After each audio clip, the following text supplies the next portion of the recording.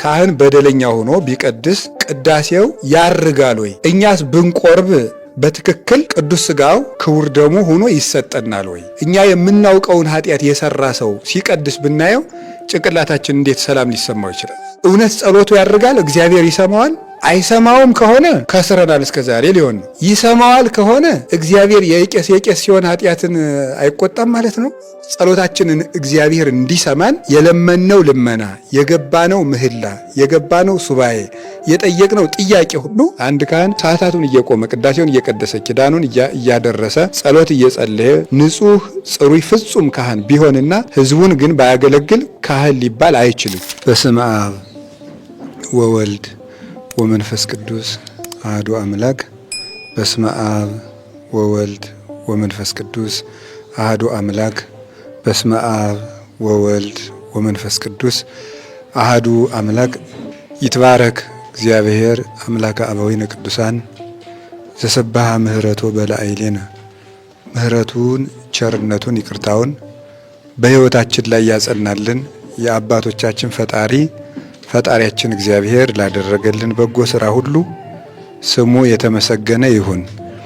የእናታችን የቅድስት ድንግል ማርያም፣ የቅዱሳን መላእክት፣ የቅዱሳን ነቢያት፣ የቅዱሳን ሐዋርያት፣ የቅዱሳን ሰማዕታት፣ ጻድቃን ረድኤታቸውና በረከታቸው ከሁላችን ጋር ይሁን። የተወደዳችሁ አባቶቻችን ካህናት፣ ወንድሞቻችን ዲያቆናት፣ በዚህ ቅዱስ ስፍራ በምናኔ የምትኖሩ አባቶችና እናቶች፣ የቤተ ጉባኤ ደቀ መዛሙርት፣ ጾሙን የእግዚአብሔርን ተስፋ ለመሳተፍ ወደ ገዳሙ የመጣችሁ ምእመናት፣ በመላው ዓለም ሆናችሁ ደግሞ በፈውስ መንፈሳዊ የቤተ ጉባኤያችን ሚዲያ የአብይ ጾም ትምህርትን እየተከታተላችሁ ያላችሁ የእግዚአብሔር ቤተሰቦች ሁላችሁ አንድ አምላክ በሚሆን በአብ በወልድ በመንፈስ ቅዱስ ስም እንዴት ዋላችሁ? እንዴት ሰነበታችሁ? እንደምን ቆያችሁ? ቸርነት የባህሪ ገንዘቡ የሆነ አምላካችን ለዚህ ሰዓት ለዚህ ቀን ስላደረሰን በጎውን ነገር ሁሉ ስላደረገልን ስሙ የተመሰገነ ይሁን። እንኳን አደረሳችሁ። በመካከላችን ተገኝቶ እንዲያስተምረን ቅዱስ ፈቃዱ ይሁንልን። እንደ እግዚአብሔር ፈቃድ በዚህ በዘንድሮ በ2018 አብይ ጾም እየተማርን ያለነው ስለ ቅዳሴ ነው። በፊተኛው ሳምንት ቅዳሴ ምንድን ነው የሚል በመጀመሪያው እሁድ ተምረናል። በሁለተኛው እሁድ ደግሞ የተማርነው ቅዳሴና ቤተ ክርስቲያን ምንድነው የሚያገናኛቸው፣ በቤተ ክርስቲያን ለምን ይቀደሳል የሚል ተምረናል። ዛሬ ሶስተኛውን ትምህርት ነው የምንማማረው። የዛሬው ትምህርታችን ደግሞ የሚሆነው ቅዳሴና ካህናት ነው። ደግሞ ዛሬ የምንማማረው ቅዳሴና ካህናት ወይም በቅዳሴ ጊዜ የካህናት ድርሻና ትርጉሙ ማለት ነው። በቅዳሴ ጊዜ የካህናት ድርሻና ትርጉሙ ምንድን ነው? የካህናት በቅዳሴ መኖር ወይም ካህናት ብቻ መቀደሳቸው ትርጉሙ ምንድን ነው የሚለውን ነው። እንደ መሪ ቃል አንድ ኃይለ ቃል ልንገራችሁ። በሥርዓተ ቅዳሴው በመጀመሪያው ምዕራፍ 3ኛዋ ቁጥር ላይ ኢትህድጎ ለካህን ዘይጼሊ ወያቀርብ በእንቲአከ፣ ስላንተ የሚጸለየውን ካህን አትተወው ይላል። ሥርዓተ ቅዳሴ የመጀመሪያው ምዕራፍ ላይ 3ኛዋ ቁጥር ላይ ስላንተ የሚጸለየውን ካህን አትተወው። የቅዳሴው ስርዓት የሚጀምረው ካህኑን አትተወው ብሎ ነው የሚጀምረው ማለት ነው። ካህኑን አትተወው እሱ ምን ማለት እንደሆነ መጨረሻ ላይ እንተረጉመዋለን። ስላንተ የሚጸለየውን ስላንተ መስዋዕት የሚያቀርበውን ካህኑን አትተወው።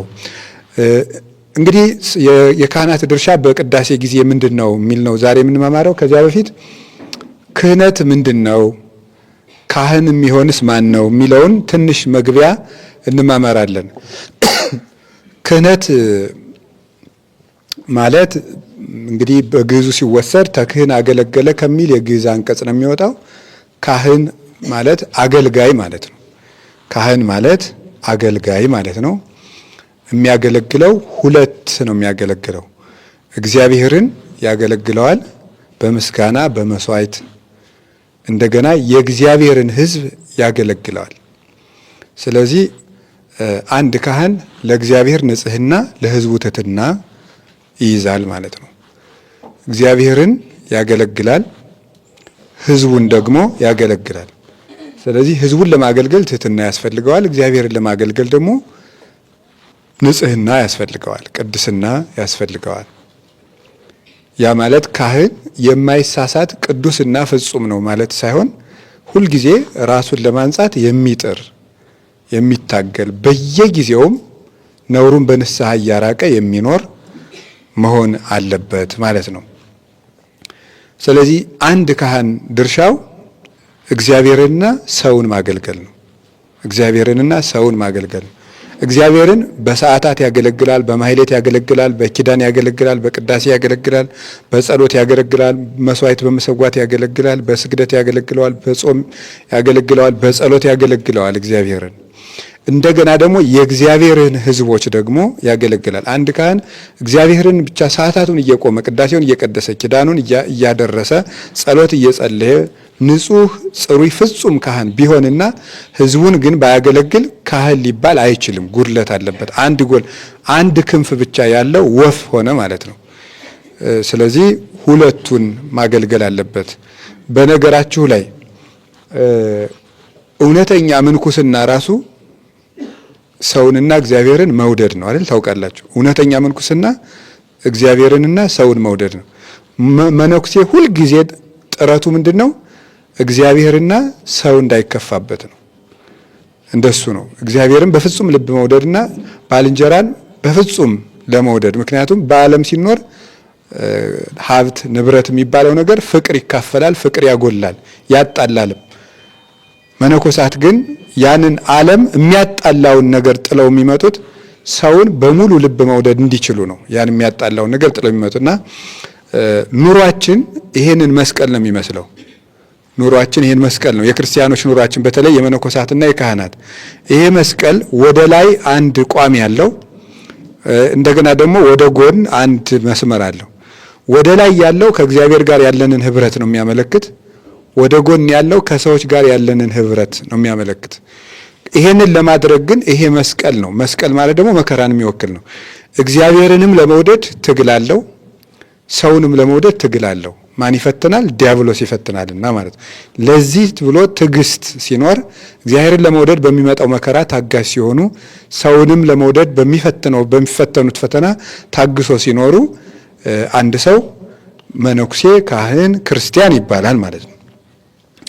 ስለዚህ ካህን እግዚአብሔርን የሚያገለግል ነው ማለት ነው። ይቺ ሀብተ ክህነት የሰው ልጅ ሲፈጠር እግዚአብሔር በሀብት ደረጃ አዳምን እፍ ሲለው በአዳም በኩል የሰጠን ሀብት ናት። ይቺ ሀብተ ክህነት የምትባለው ለአዳም ባደረው መንፈስ ቅዱስ ወነፋ ውስጥ ተገጹ መንፈሰ ሕይወት በአዳም ላይም የሕይወት እስትንፋስ እፍ አለበት እንደሚለው ወደ ዘፍጥረት እግዚአብሔር እፍ ብሎ ጸጋ መንፈስ ቅዱስን ሲሰጠው በአዳም የሰጠው አንዱ ሀብተ ክህነት ነው።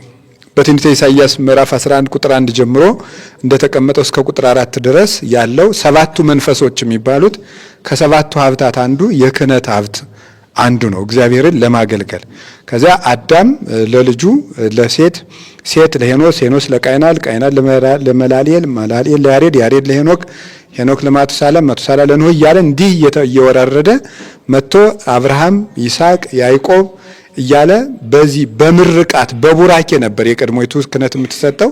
በበረከትና በቡራኬ ነበር የሚቀበሏት። በበረከት እየተቀበሉ አባቶቻችን መስዋዕት ያቀርቡ ነበረ ለእግዚአብሔር ማለት ነው። ከዚያ በኋላ ግን በሙሴ ዘመን ሲደርስ እግዚአብሔር በአንብሮተ እጅ በመጫን ሕግ ተሰርቶለት ክህነት ራሱን ችሎ ወጣ ማለት ነው። በአባቱ አብራክ የነበረ ልጅ በኋላ ዘመኑ ሲደርስ ወይም በእናቱ ማህፀን የነበረ ልጅ ዘመኑ ሲደርስ ራሱን በሚችልበት አካል ቆሞ እንደሚታየው ሁሉ በአበው ትከሻ የነበረችው በአበው ልቡና የነበረችው በበረከት የነበረችው ክህነት በዘመነ ሙሴ በሕግ ቆመች ማለት ነው። ሕግ ተሰርቶላት ስርዓት ቆሞላት እንዲህ ነው የሚሾሙ፣ አሿሿሙ፣ ልብሳቸው፣ ክህነታቸው፣ መስዋዕታቸው፣ ምግባቸው፣ አመጋገባቸው፣ አኗኗራቸው፣ ርስታቸው ተብሎ ተሰርቶ በሕግ የቆመ ክህነት የጀመረው በሙሴ አማካኝነት በአሮን በኩል የመጀመሪያው ካህን አሮን ሆኖ ቀጠለ። የሕግ ካህን ማለት ነው፣ በሕግ የተሾመ ካህን። እንግዲህ እነዚህ ካህናት በብሉይ ኪዳን የሚያደርጉት ስራ ነበራቸው። በብሉይ ኪዳን የነበሩ ካህናት የሚያደርጉት ሕዝቡን ከእግዚአብሔር ጋር ያስታርቃሉ። ኃጢአት አፋዊ አስተስርዮ፣ አፋዊ ማለት ውጫዊ የሆነ መንግስተ ሰማያት የማያስገባ የኃጢአት መንጻትን ያደርጉ ነበር። ቅዱስ ጳውሎስ በዕብራውያን ምዕራፍ 9 ላይ እንደነገረን አፋዊ ንጽህናን ያነጹ ነበረ። ሰውን ከእግዚአብሔር ጋር ያስታርቃሉ። ምድራዊ በረከት ያሰጣሉ። ምድርን እንዲወርሱ፣ እድሜያቸው እንዲረዝም፣ የልጅ ልጅ እንዲያዩ፣ ምድራቸው እንዲያፈራላቸው፣ ዝናብ በወቅቱ እንዲዘንብ፣ የዘሩት እንዲበቅል፣ የተከሉት እንዲጸድቅላቸው ምድራዊ በረከትን ያድሉ ነበረ በብሉይ ኪዳን የነበሩ ካህናት።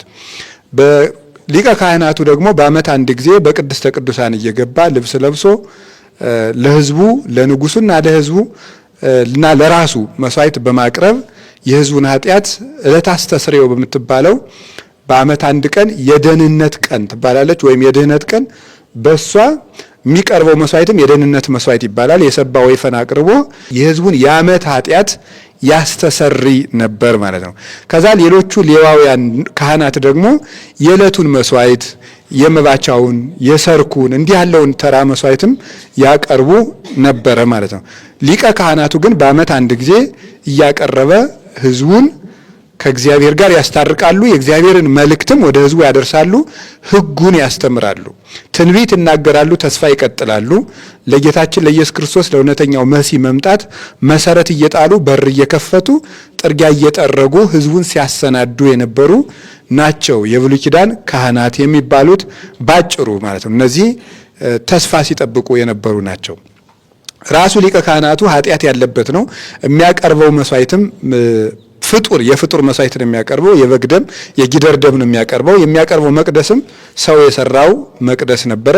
ስለዚህ ድካም ያለበትን መስዋዕት ያቀርብ ነበረ። ድካም ያለበትን መስዋዕቱ፣ መሰዊያውም፣ መስዋዕቱም እና ሰዋዕዩ መስዋዕት አቅራቢውም ድካም የነበረበት ነበረ።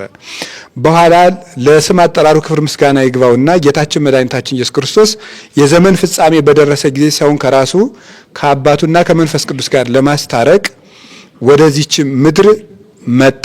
ገላትያ ምዕራፍ 4 ቁጥር 4 ላይ ቅዱስ ጳውሎስ እንደተናገረው የዘመኑ ፍጻሜ በደረሰም ጊዜ እግዚአብሔር ልጁን ላከ፣ ከሴትም ተወለደ ይላል።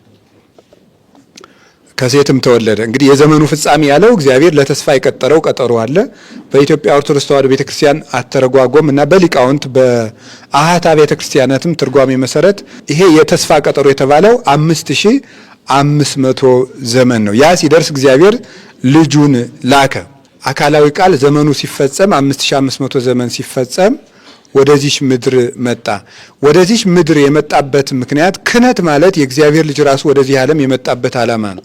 እንግዲህ የሰው ልጅ እግዚአብሔር በአርአያውና በአምሳሉ ከፈጠረው በኋላ በኦሪት ዘፍጥረት ምዕራፍ 1 ቁጥር 26 ላይ እንደተጻፈው ያ አምሳለ እግዚአብሔርነት ንጽህና፣ ቅድስና፣ ሕያውነትና ለዘላለም መኖር ናቸው። እነዚህ ንጽህና፣ ቅድስና ወይም አይማሪ ልብ አዋቂ ማይምር መሆን፣ አዋቂነት፣ ንጹህነት፣ ቅዱስነት፣ ዘላለማዊነት፣ እነዚህ ሕያውነት ለሰው ልጆች የተሰጠ የእግዚአብሔር መልክ ነው። ነገር ግን የሰው ልጅ ነፃ ፈቃዱን ተጠቅሞ ያልተፈቀደለትን ነገር ባደረገ ጊዜ እግዚአብሔር ደግሞ ለዚያ ለምርጫው የሚስማማ ፍርድን ፈረደበት ማለት ነው። ቅዱስ ቄርሎስ እንደሚናገረው እግዚአብሔር በኃጢአተኞች ላይ ሲፈርድ እየተቆጣ ሳይሆን ለኃጢአታቸው ተገቢውን ደመወዝ እየከፈለ ነው ይላል። ስለዚህ ዋጋ እየከፈለ እንጂ እግዚአብሔር ቁጣ ወይም ቁጡ ባህሪ የለውም። ስለሌለውም ለአዳም ተገቢውን ዋጋ ከፈለው። ሕያውነት መልክ ተሰጠው። ያ ደግሞ በሕግ የሚጸና ነው። ሕግን መጠበቅ ስለተሳነው የሕግ አለመጠበቁን ዋጋ ምን ሰጠው? ሞትን ፈረደበት። ያንን ሞት ከፈረደበት በኋላ አዳም ንስሐ ገባ። አሁን ለሕግ አፍራሽነቱ ሞትን እንደፈረደበት ለንስሐው ደመወዝ የሚሆን ደግሞ ምሕረት ሊሰጠው ይገባል። ስለዚህ ለንስሐው ደመወዝ የሚሆነውን ይቅርታ የሚሰጠው ደግሞ ካሳ ሲካስ ብቻ ነው። ያንን ካሳ ደግሞ አዳም ማቅረብ አይችልም። ምክንያቱም የሌለው ድሃ ለባለጸጋ ሊክስ አይችልምና። አዳም ደግሞ የእሱ የሆነን ጸጋ ሁሉ አጥቷል። ስለዚህ ለእግዚአብሔር የሚያቀርበው ነገር የለውም። በዚያውም ላይ ደግሞ እርግማን የተጫነው ነው። ኃጢአት ያለበት የታሰረ ሰው ለሌላ የታሰረ ሰው ዋስ እንደማይሆን አዳም ለራሱም ሆነ ለልጆቹ ቤዛ መሆን አልተቻለውም፣ በመርገም የተያዘ ስለነበረ። ቅዱሳን መላእክት ካሳ እንዳያቀርቡለት ደግሞ ቅዱሳን መላእክት ሰው መሆን አይችሉም፣ የሰው ሥጋ አይለብሱም። ምክንያቱም መልአክ ተፈጥሮውን አይለውጥም። የበደለ ደግሞ የሰው ልጅ በመሆኑ ምክንያት ሰው በድሎ ሳለ ካሳውን ሊያቀርበው የሚገባውም ሰው ነው። በሰው አካል ካልቀረበ ካሳው ርት አይሆንም፣ ትክክል አይሆንም ማለት። ስለዚህ ያንን ካሳ ማን ይካሳው? አዳም ሰው ነው፣ ግን በደል አለበት። መላእክት አይክሱለትም፣ ሰው መሆን ስለማይችሉ ተፈጥሯቸው ስለማይለወጡ፣ ሌሎች ፍጥረታትም አይችሉም። ስለዚህ የቀረው አንድ ነገር ነው፣ የሚክስለት እግዚአብሔር ብቻ ነው። እግዚአብሔር ደግሞ በእግዚአብሔርነቱ ብቻ ይቅር ቢለው፣ ዝም ብሎ ያለ ካሳ ይቅር ቢለው ፍርዱ ትክክል አይሆንም፣ ይቋረጣል። ፍትህ ቀረ፣ ፍትህ ጎደለ ማለት ነው። ስለዚህ ምን ማድረግ ነበረበት? እግዚአብሔር ሰው ሆኖ ስጋን ለብሶ በአዳም ካሳ ራሱ ክሶ ለመታረቅ ስጋን መልበስ ነበረበት። ያ የሚክሰው ደግሞ የጉዳዩ ባለቤት ካልሆነ በስተቀር ሌላ ይሄን ሊያደርግ አይችልም። የፈረደበት እግዚአብሔር እንደሆነ ሊያድነው የሚችለውም የፈረደበት ነው። ከዳኛው በቀር ፍርዱን ሊያነሳው የሚችል ሌላ የለምና፣ ስለዚህ እግዚአብሔር እንደፈረደበት እግዚአብሔር ሊፈርድለት መጣ። ኦሪት ዘፍጥረት ምዕራፍ 3 ቁጥር 19 ላይ እንደተነገረው አዳም ከኛ እንዳንዱ ሆነ ኮነ ከማዱ ምን እንደተባለ እግዚአብሔር እንደፈረደበት ሊፈርድለት የእሱኑ ሥጋ ሊለብስ ወደዚህ ዓለም መጣ። አሁን ጌታችን መድኃኒታችን ኢየሱስ ክርስቶስ ወደዚህ ዓለም መጣና ድንግል ማርያምን መቅደስ አደረገ። ከሷም ሥጋን ለበሰ። ለሊቀ ካህናትነቱ እንደ ብሉይ ኪዳን ሊቀ ካህን ሊቃነ ካህናት ልብስ ማሰፋት አላስፈልገውም። ሌላ ልብስም አልለበሰም። የሊቀ ካህናት ልብስ አልነበረውም ክርስቶስ። ያን ያደረገበት ምክንያት ልብሱ ድንግል ማርያም ስለሆነች ነው ይላል። ወይም የለበሰው ሥጋ የሊቀ ካህናትነቱ ልብስ ነው ብሎ ይናገራል አባ ጊዮርጊስ በመጽሐፈ ምስጢር ሲናገር። ክርስቶስ ሥጋን የለበሰ ለሊቀ ካህናትነቱ ነው። ስለዚህ ያንን ሊቀ ካህናቱ ሴሞ አቡሁ ይላል ቅዱስ ያሬድ፣ አባቱ ሾመው ይላል። ያል ማለት አልበሶ ሥጋ ማለት ነው። ሥጋን አለበሰው ነው እንጂ አንተ ሊቀ ካህናቱን ብሎ ሾመው ማለት አይደለም። ሥጋን አለበሰው። ሊቀ ካህናት የሚሆንበትን ሥጋ እንዲለብስ የአብም የመንፈስ ቅዱስም ፈቃድ ነበረ፣ የራሱን ፈቃድ ነበረ። አሁን ያን ሥጋ ለበሰና ጌታችን መድኃኒታችን ኢየሱስ ክርስቶስ 3 ነገሮችን አሟልቶ መጣ። የመጀመሪያው ዘላለማዊ ክህነት፣ ዘላለማዊ መስዋዕት፣ ዘላለማዊ ሊቀ ካህናት። እነዚህ 3ቱን ያሟላ ክርስቶስ ብቻ ነው። እኛም ዘላለማዊ በደል ነው የነበረብን። ዘላለማዊ በደል እንዲነሳልን ዘላለማዊ ካሳ ያስፈልገዋል። ፍጡር ደግሞ ዘላለማዊ ካሳ ማቅረብ አይችልም። ዘላለማዊ ሊቀ ካህናት ያስፈልገዋል። ያ ደግሞ ፍጡር ሊያደርገው አይችልም። ዘላለማዊ ካሳ፣ ዘላለማዊ ካሳ አቅራቢ፣ ዘላለማዊ ክህነት ያስፈልገዋል። ዘላለማዊ መስዋዕት ያስፈልገዋል። አሁን ጌታችን መድኃኒታችን ኢየሱስ ክርስቶስ 3ቱን አሟልቶ መጣ። ዘላለማዊ ክህነት ይዞ መጣ። ሊቀ ካህናት ነው። የዘላለም አምላክ ነው። ክህነቱ የራሱ ናት። ማንም የሾመው አይደለም። ስለዚህ የዘላለም ሊቀ ካህናት ይባላል። እሱ ክህነቱ እስመ ይሳር ክህነቱ ለዓለም፣ ክህነቱ ለዘላለም አይሻርም ይላል ቅዱስ ጳውሎስ። ለምን? እሱ የዘላለም አምላክ ስለሆነ ነው። ክህነቱም የዘላለም ነው። መስዋዕቱም የዘላለም ናት። ጌታችን ኢየሱስ ክርስቶስ ያቀረበው ሥጋ ያቀረበው ደም የራሱ መስዋዕት የዘላለም መስዋዕት ናት። ቅዱስ ጳውሎስ ዕብራውያን ምዕራፍ 7 ከቁጥር 25 እስከ 27 እንዳቀረበው ምንድን ያለው? ወይክል አድኅኖቶሙ ለእለ ይመጽኡን ተመንግሊሁ ሀበ እግዚአብሔር እስመ ሕያው ውእቱ ወይተነብሎሙ። እርሱ ይላል በእርሱ መስዋዕትነት በኩል ወደ እግዚአብሔር የሚመጡትን ሊያድናቸው ይቻለዋል። ከዚያስ ደግሞ እስመ ሕያው ውእቱ ወይተነብሎሙ ለዘላለሙም ሕያው ነውና ያስታርቃቸዋል ይላል። ለዘላለሙም ሕያው ነውና ያስታርቃቸዋል። ስለዚህ ዘላለማዊ እርቅን የሚፈጽመው ዘላለማዊ መስዋዕት ነው። ያ ደግሞ የኢየሱስ ክርስቶስ ሥጋና የኢየሱስ ክርስቶስ ደም ነው። ክህነቱ አይሻርም። እነዚያኞቹ ይሞታሉ ይላል ቅዱስ ጳውሎስ። እስመ ኢያበውሆሙ ሞት ይንበሩ፣ ይኖሩ ዘንድ ሞት አይፈቅድላቸውም፣ አያሰናብታቸውም። ስለዚህ እነዚያ ይሞታሉ። ክርስቶስ ግን ለዘላለም ይኖራል። ሞትን ድል አድርጎ ይኖራል። የዘላለም ሊቀ ካህናት ነው። ክህነቱ አይሻርም። እሱም የዘላለም አምላክ ነው፣ ደግሞ ሞትን ድል ያደረገ። ስለዚህ እሱ የዘላለም አምላክ ነው፣ ክህነቱም የዘላለም ክህነት ነው። ከዛሳ ደግሞ መስዋዕቱም የዘላለም መስዋዕት ነው። እነዚህ 3ቱን አሟልቶ ጌታችን ኢየሱስ ክርስቶስ መጣና ዓለምን ከራሱ ጋር አስታረቀ። ሊቀ ካህናት ሆኖ በመስቀል ላይ ሥጋውን ቆርሶ ደሙን አፍሶ ራሱን አስታረቀ። እግዚአብሔር አብ በልጁ ህልው ሆኖ ዓለምን ታረቀው። ወተዋለጠ እግዚአብሔር ሁሉ ዓለመ በወልዱ እግዚአብሔር ዓለምን ሁሉ በልጁ ታረቀ ይላል።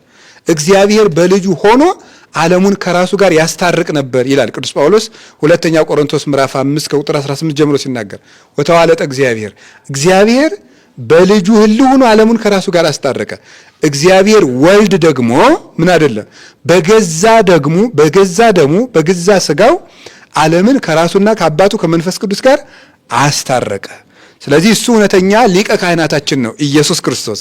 ሊቀ ካህናትነቱ ማለት በእግዚአብሔርና በሰው መካከል ያለ ሊቀ ካህናትን ነው። በእግዚአብሔርና በሰው መካከል ማለት እግዚአብሔርነትንም ሰውነትንም በተዋሂዶ ገንዘብ ያደረገ ማለት ነው። እግዚአብሔርነት አለው መለኮት ዘአቡሁ ወእንቲአሁ መለኮት የራሱና የአባቱ ገንዘብ ነው ይላል። ወትስብእት ዘዚአነ ስጋ ደግሞ የኛ ገንዘብ ነው ይላል ቅዱስ ዮሐንስ አፈወርቅ። ስለዚህ እንደ አባቱ ጌታ ነው፣ እንደኛ ሰው ነው ክርስቶስ። ስለዚህ ምን ይባላል? መካከለኛ ይባላል። ከአባቱ ጋር በመንበሩ ሆኖ ይታረቃል። ከኛ ጋር ሰው ሆኖ ደግሞ ዓለምን ያስታርቃል። የኛን ጩኸት በመስቀል ላይ ጮሆ ለእግዚአብሔር አባቱ ለመንፈስ ቅዱስና ለራሱ በማቅረብ እንደ ንጉስነቱ ደግሞ ታረቀን። ይህንን እርቅ ከፈጸመ በኋላ ምን አደረገ? የማስታረቅን ቃል ለካህናት ሰጥቶ ሄደ። የማስታረቅን ቃል ለካህናት ሰጥቶ ሄደ። ቅዱስ ጳውሎስ ይህንን ሲናገር ሁለተኛ ቆሮንቶስ ምዕራፍ 5 ቁጥር 20 እስከ 23 ሲናገር ንሕነ ንተነብል በአምሳለ ክርስቶስ እኛ ስለናንተ በክርስቶስ አምሳል እንለምናለን። ወይወክሙ እግዚአብሔር ፍስሐ በላዕሌነ እግዚአብሔርም ስለኛ ለናንተ መጽናናትን ይሰጣችኋል ይላል። ስለዚህ እግዚአብሔር የማስታረቅን ቃል በእኛ አኖረ ይላል ቅዱስ ጳውሎስ። የማስታረቅን ቃል በእኛ አኖረ። አሁን ክርስቶስ ዓለምን አድኖ በሩን ከፍቶ ራሱ በር ነው። የዘላለም በርን ከፍቶልናል። ስለዚህ የመንግስተ ሰማያትን በር ከፍቶልናል። የንስሐን በር ከፍቶልናል። የእምነትን በር ከፍቶልናል። የድህነትን በር ከፍቶልናል። ይህን ሁሉ አድርጎ ወደዚያ ደግሞ የሚያደርሱንን ካህናትን ሹሟቸው ሄደ። አሁን ካህናት ማለት ለምንድን ነው የሚለውን እዚህ ላይ እናስባል።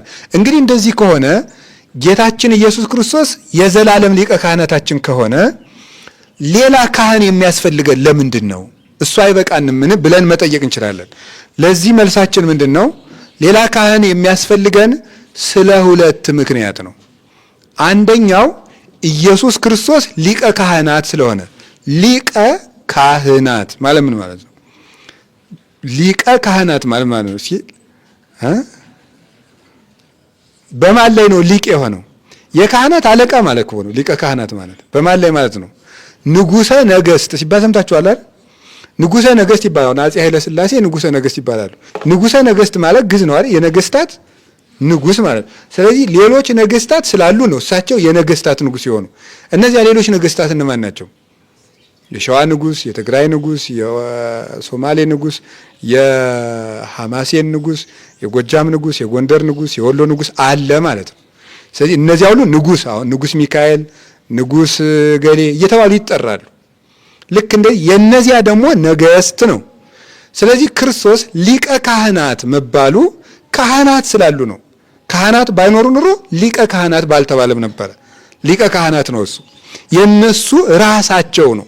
የነሱ ፊት አውራሪያቸው ነው። ስለዚህ ምን አለ ሄሬኔዎስ ሃይማኖተ አበው ምዕራፍ 7 ቁጥር 7 ላይ ሲናገር ሊቀ ካህናት በውስተ ካህናት፣ እሱ በካህናት ዘንድ ሊቀ ካህናት ነው አለ። ካህናት ስላሉ ነው ክርስቶስ ሊቀ ካህናት የተባለ። ቅዱስ ጳውሎስ ዕብራውያን ላይ ሊቀ ካህናት ዘከመዚኬ ሊቀ ካህናት ይደለወነ፣ እንዲህ ያለ ሊቀ ካህናት ይገባናል። ወልዑልም ሰማያት ዘርውቅ ማጥያት፣ ከኃጢአት የራቀ ከሰማያት ሁሉ በላይ የሆነ ሊቀ ካህናት ይገባናል እንዳለው ክርስቶስ ሊቀ ካህናታችን የሆነው ካህናት ስላሉ ነው። ወይም ክርስቶስ ሊቀ ካህናት ስለሆነ ነው ካህናት የመጡት ነው። እሱ ስሩ ስለሆነ ነው። ሌሎች አይጹቁ ነው የመጡት። እሱ የካህናት ጉንድ ነው። ከሱ ደግሞ ካህናትን አበቀለ። እንደተናገረ እኔ የወይን ሐረግ ነኝ፣ እናንተ ቅርንጫፎች ናችሁ። ከዚያስ ምን አለ? ወእሬሴክሙ ከመ ትሁሩ ወፍሬ ትፍረዩ፣ እኔ እሾማችኋለሁ ፍሬ እንድታፈሩም አደርጋችኋለሁ። የመረጥኳችሁ እኔ ነኝ አላቸው። እሱ ነው ካህናት የመረጣችሁ። አኳ አንትሙ ዘሐረይኩሙኒ አላነ ሐረይኩክሙ፣ እኔ የመረጥኳችሁ እንጂ እናንተ የመረጣችሁኝ አይደላችሁም እንዳለ ካህናትን መረጣቸው። ስለዚህ ጌታችን መድኃኒታችን ኢየሱስ ክርስቶስ ለምንድን ነው ካህናትን የሾመልን ሲባል ካህናትና ክርስቶስ ተደምረው ያድኑናል የሚል ትምህርት ለኦርቶዶክስ የላትም። የሚያድነን ሊቀ ካህናታችን ኢየሱስ ክርስቶስ ነው።